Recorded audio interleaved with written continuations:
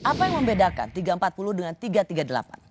Pembunuhan dengan perencanaan dan pembunuhan biasa. Kalau misalnya dikaitkan dengan punya waktu yang cukup untuk perencanaan Ya. dengan tenang melakukan perencanaan dan eksekusinya. Ya. Apa yang membedakan yang dalam perjalanan karir seorang Ibu Albertina Ya. Ho ini menjadi pertimbangan hakim untuk memberikan pemidanaan atau hukuman seberat-beratnya? Ya.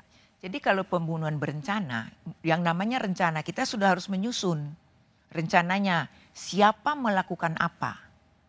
Kalau lebih dari satu orang. Tapi kalau sendiri berarti saya harus melakukan apa. Dengan apa saya lakukan itu. Itu sudah teratur. Itu berbeda dengan 338. Kalau 338 itu tanpa direncanakan. Misalnya membawa, kita katakanlah dalam kasus nyata ya. Misalnya pencuri, dia membawa pisau misalnya. Biasanya membela diri.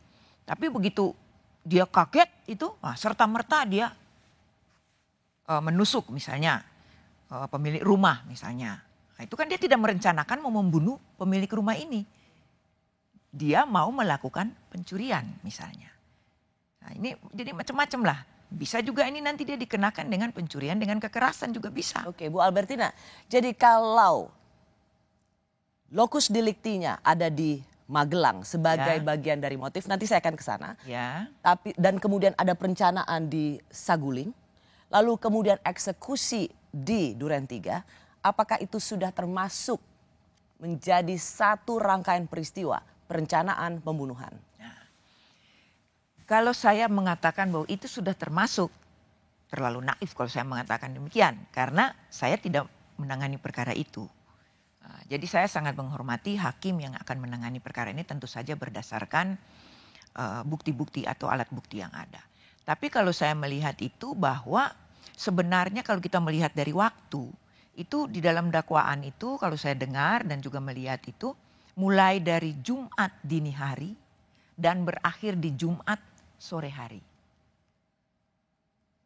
Nah, nanti di sini hakim akan melihat apakah para terdakwa ini sudah punya waktu yang cukup. Jumat sore hari sampai Senin tanggal 8 Agustus. Kita bicara soal perencanaan. Ya, mulai dari Jumat dini hari apa yang terjadi mendapat di Magelang itu. Lalu kemudian ada perencanaan di esok harinya. Ya. Lalu kemudian eksekusinya di hari yang sama, Senin 8 Juli. Nah, jadi kalau saya baca itu ya, kan mulai dari Jumat dini hari, kalau saya nggak salah ingat ini, dia mendapat telepon. PC nangis. Ya. Nah, kemudian mulai itu kan rangkaiannya. Terus sampai dengan terjadinya pembunuhan itu. Nah, kalau pembunuhannya terjadi di hari seperti tadi Mbak Rosi katakan di hari Senin, berarti rangkaian itu mulai dari hari Jumat sampai dengan hari Senin. Karena mulai dari nangis, ini kan sebenarnya sudah ada permulaan ya, peristiwa. Ya.